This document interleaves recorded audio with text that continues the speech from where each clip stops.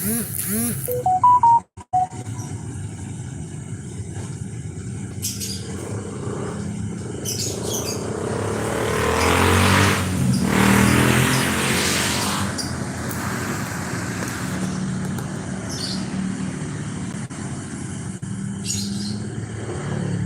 selamat datang sahabat. Terima kasih hadirnya menyimak selengkapnya. Ini celoteh sore menjelang malam. Sehubungan judul konten ya, kurang lebih atau minus plusnya atau plus minusnya tabiat rata-rata yang bergelar Panghulu, Datu, ada juga yang bergelar Rajo di Sumbar itu, tapi rajonya seperti rajonya itu gelar setelah dia nikah, bukan raja yang kelanjutan dari bukan raja yang dilanjutkan kesultanan, tidak, sekedar gelar saja karena nikah. Itu salah satu budaya Minang ya. Nah, macam-macam, dan orang yang tabiat umum ya. Tadi kan tabiat khusus, tabiat orang-orang khusus. Nah, ini kita berbicara tabiat umum ya, termasuk tabiat umum orang-orangnya. Ya, tabiat umum orang-orang sahabat kita, saudara kita asal Sumatera Barat. Baik, kita bahas dulu yang seakan-akan beliau penekun sejarah, seakan-akan beliau peduli adat dan budaya. Nah, tentu saja kandungan sejarahnya ada hal-hal yang harus dimaknai. Nah, itu kandungan ya, hal adat dan budaya. Juga banyak kandungan hukum yang telah banyak bergeser, hukum yang telah dirubah-rubah, aturan susunan yang lebih banyak mengikuti kepentingan pribadi seseorang, suatu golongan, suatu jaringan, bahkan mengikuti kepentingan sebuah sistem yang dibangun oleh yang ada kekuatan. Baik. Nah, sekarang kita fokus kepada tabiat yang bergelar di atas tersebut, tabiat umum yang disebutkan di atas tersebut di dalam grup WA. Nah, ya. Rata-rata seakan-akan diam itu emas. Jadi sesama anggota grup sudah berbagai-bagai judul bahasan yang dibahas. Nah, cuman yang dalam bahasan tentu banyak hal yang patut diluruskan, patut dijernihkan. Terus ada yang dibahas hal-hal salah, nah, yang harus di-warning oleh sebagai yang bergelar kan. Kalau penjahitnya bisa karena niatan katanya. Ada yang harus dilakukan pencerahan oleh yang bergelar tadi, Panghulu, Datu, Pedito, Malin, Menteri, Walang, kerajaan, penerus kesultanan ya kan. Karena tentu lebih tahu lah penerus kerajaan, penerus kesultanan. Yang kami penekun sejarah ini menelusuri. Kami ingin keadilan di dalam sejarah yang patut dan mungkin untuk kami bela, untuk kami anut. Nah, kan begitu. Dan sebelum kami percaya, sebelum kami yakin, tentunya kami harus bertanya ke masing-masing ranah. Sama bahan berapa ya? Ada ranah penerus kerajaan, ada ranah penerus kesultanan, ada ranah sebagai Pangulu untuk wilayah Sumbar ya, Datuk. Iya kan? Ada ketua Elkam, ada Sekum Bakorkan, Bapak Samsul Rizal itu kalau nggak salah sekumnya ya. Dan bahkan ada gubernur di dalam grup, bupati, macam-macam. Dia diam aja, bukan 1000 bahasa lagi dia diam, 1.000.000 bahasa. Diam aja, dia ada di grup tapi diam aja. Nah, orang mau kesalahan, orang mau masuk jurang, mau apa, mau ribut, mau keruh atau kusut, dia cuek aja, pura-pura nggak nyimak. Nah, padahal dia menyimak per chat. Nah, gitu kan, dia nyimak dialog yang terjadi. Bedanya bustier kamisol sama long torso gimana ya? Iya kan? Sama aja, beda nama aja.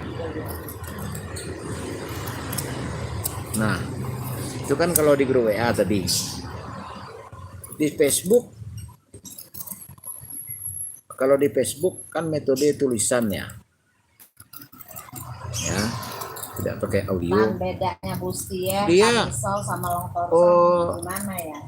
Orang bertanya kepada dia, ya, bertanya sejarah, bertanya apa makna ini, kata itu, banyak istilah itu kan, banyak slogan.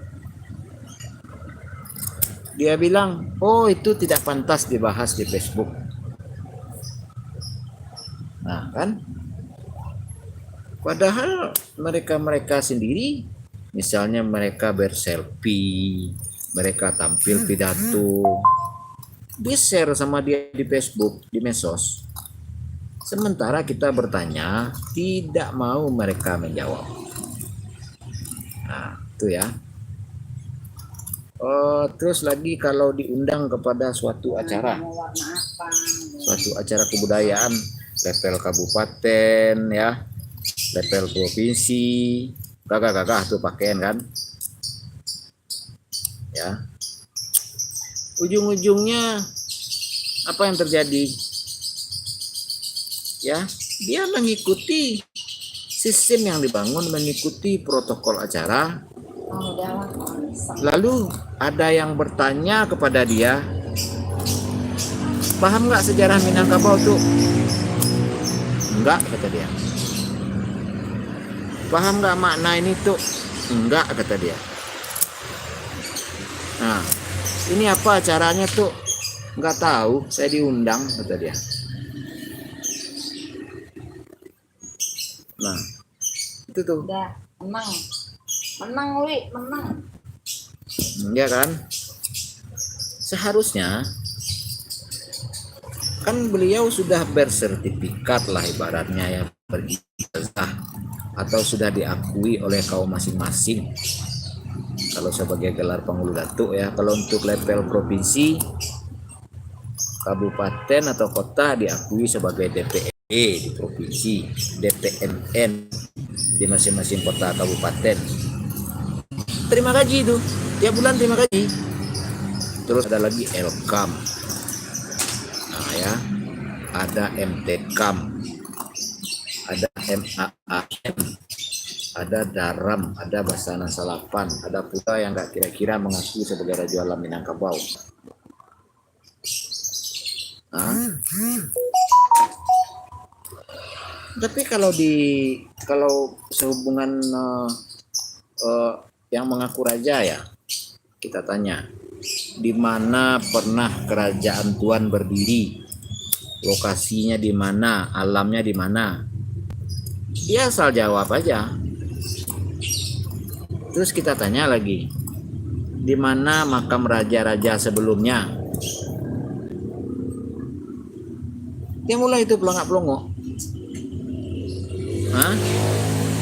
Kalau di Pagaruyung tuh ya sahabat, dia mengadakan acara atas nama Rajo Alam Minangkabau. Dan kita sama-sama tahu mereka mengadakan acara tersebut tidak di Istana Basa Pagaruyung. Mereka adakan di apa namanya tuh, Lindung Bulan. Jauh lokasinya daripada Istana Pagaruyung. Nah, ya kan? Nah, dia mau datang ke istana kalau ada acara yang diadakan oleh pemerintah. Jadi Istana Basa Pagaruyung tuh punya tata pemerintahan atau punya tokoh masyarakat adat dan budaya? Tuh, mulai dipertanyakan. Ya kan? Pokoknya ngawur lah udah. Harus makanya saya sudah mulai meminta bantuan kepada yang peduli nilai-nilai adat dan budaya di Riau, di Aceh, di Medan, ya, di Jambi, di Palembang, ya, macam-macam provinsi. Saya sudah mulai meminta bantuan karena apa? Kenapa saya minta bantuan? Karena istilah Pagaruyung ini ibarat ular besar melilit. Nah, dia akui Kerinci wilayah dia, Pekanbaru wilayah dia, macam-macam. Bahkan sampai ke Malaysia juga kata dia, wilayah dia juga, wilayah Sabau juga kata dia. Dililitnya. Nah, dalam angan-angannya dia melilit. Nah, dalam angan-angannya. Tetapi realitanya masing-masing provinsi, masing-masing negara seperti Malaysia, Singapura punya bibit, punya sumber. Sejarahnya berdiri sendiri. Nah, berdiri sendiri juga, tidak ada menundukkan, tidak ada ditundukkan oleh yang lain atau ditundukkan oleh Pagaruyung, kecuali ditundukkan oleh era Portugis, era Inggris, era dinasti Tan, penguasa Asia dulu kan tahun 618 di bawah tahun 650 Masehi, dilanjutkan dengan Chola, dilanjutkan dengan Sriwijaya, dengan Kutai, Tarumanegara, ada lagi Sailendra, macam-macam kan. Nah, banyak, rata-rata itu berdiri sendiri sejarahnya. Karena dari laut masuk ke daratan, ke daratan datar dulu. Belum bicara ini warga yang penghuni bukit. Ya. Banyak di daerah perbukitan sekarang yang dianggap tua. Seperti di Aceh Lebong itu dianggap di perbukitan makam tuanya. Seperti di Sumatera Barat dianggap di Periangan makam tuanya. Ya, banyak. Tentu saja di daerah perbukitan itu orang berkembang dulu di pinggir-pinggir Batang, pinggir-pinggir Kuala, pinggir-pinggir Bangka, ya, jalur-jalur Bangka, jalur-jalur Batang, jalur-jalur sungai, kiri kanan sungai terlebih dahulu. Nah, barulah secara perlahan memasuki lereng, lalu ke perbukitan, lalu ke arah gunung. Begitu jalur estafetnya. Nah, ya kan? Nah, sementara Pagaruyung ini adanya di daerah kaki bukit, kaki gunung. Tentu saja ada jalur estafet sebelumnya. Nah, yang lebih tua tentu saja estafet yang sebelumnya. Nah, tidak logika karena di Pagaruyung itu tidak ada sungai besar. Yang ada sungai besar itu cuma di Setangkai, arah Muaru Silangkin. Yang ada sungai besar itu Ombilin, ya, Batangkawe, Sinangmar, Batang Selo. Jauh. Semua sungai besar itu jauh dari Pagaruyung. Itu juga sudah bukti yang kedua. Nah, kalau tidak bisa dipungkiri, Istana Bosa Pagaruyung saat ini itu di zaman Bapak Harun Zain menjadi menteri, Bang Sumbar tuh menjadi menteri, itu baru dicari lokasi untuk mendirikan Istana Bosa Pagaruyung saat ini. Nah, kenapa kalau memang ada sejarah seperti Sarwaso ya, Sarwaso tidak bisa dipindah-pindah, itu asli kerajaan Sarwaso.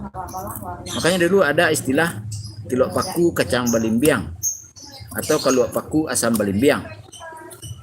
Tampuruang lenggang lenggokkan. Dibawa menurun ke Sarwaso. Kenapa tidak dibawa ke Pagaruyung? Karena era Sarwaso Pagaruyung belum ada. Yang harus mengaku yang tua itu harusnya juga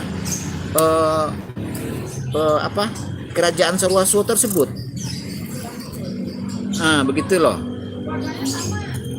Nah, jadi cuman tetap kan biar bagaimanapun tidak akan ada habisnya sosialisasi sejarah ya, karena sudah banyak hal-hal keruh dan kusut ya, berkelanjutan bertahun-tahun, tidak mungkin kita selesaikan 3 jam live, 4 jam live dalam sehari, tidak mungkin. Nah, jadi yang efektif itu tetap Kopi Darat dari YouTube, dari WA, dari TikTok, dari Facebook, saling berbagi nomor WA yang bertujuan untuk Kopi Darat. Nah, yang Kopi Darat itu tentu saja bukan level yang belajar lagi, harus level yang menuntut. Menuntut karena apa? Karena ada yang sudah level ahli. Nah, menuntut ada yang sudah terlanjur menerima gaji. Nah, menuntut